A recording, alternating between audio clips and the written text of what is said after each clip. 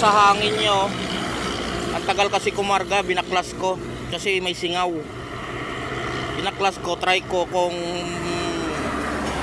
pagkabit ko nito may singaw pa rin, bilhan na lang natin ng bago.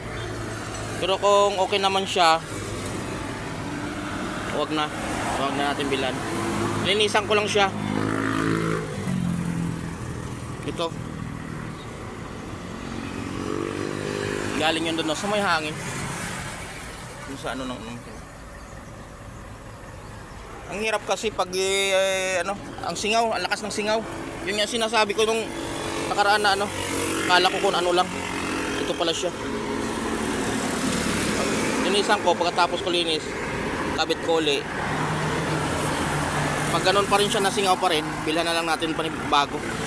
Salamat po, ma'am.